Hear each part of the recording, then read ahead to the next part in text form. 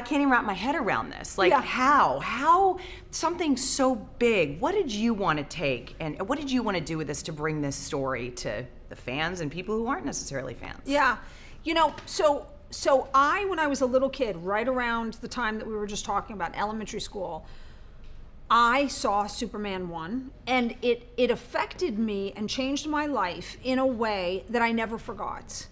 It was so profound and felt like it was both adult and something I could see as a child. It felt like it was a very adult love story and adult themes of love and loss, and yet it was being acted out for a child, and it was such a serious experience for me, but yet it lived up to being a superhero film in every possible way.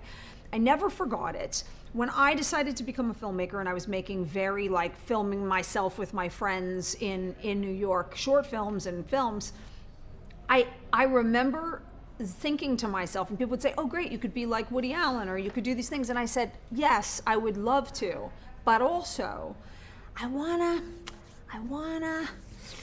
there's this film, this kind of film I want to make, and it was this film. It's like I always wanted to make something that affected people and touched people's lives the way that Superman touched me, which is I want to make a personal film that's something powerful, but I want to shine a ray of light into the world. What an incredible thing to be a part of. So all these years, Wonder Woman was my favorite superhero. The fact that nobody had made it, when I made Monster and people were asking me what I wanted to do, very shortly after I made Monster, I said to Warner Brothers, I can't believe no one's made Wonder Woman.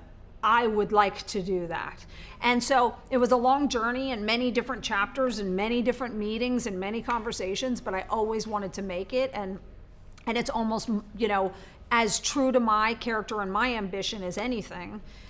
Even if I did a darker film first, this was always something I wanted to do. And so to my shock, that all actually culminated in me getting to make something that I really believe in, which has been magical and wonderful. Oh my gosh. Well, there's so much to this movie. I mean, there's something for everybody, and this is an international icon, and here you are bringing this to us.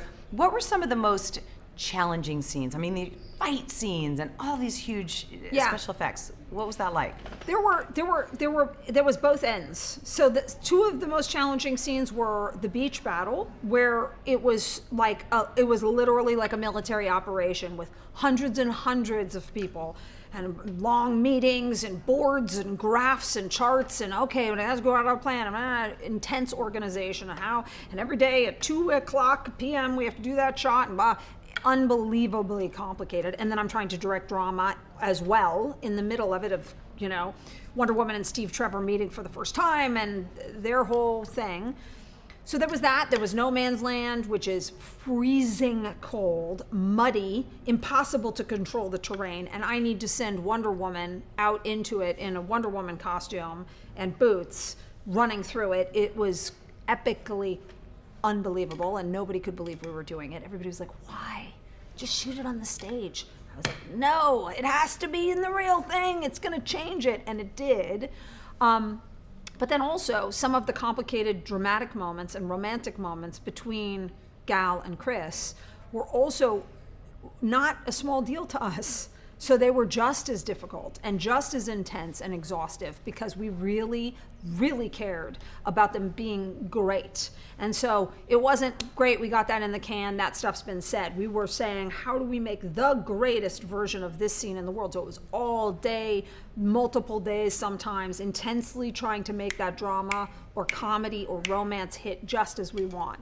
And so that's a whole other, I think probably some of the worst day on set was a scene like that, when you can't quite get it, and yet when you get it, so proud of those guys' performances. They're the best.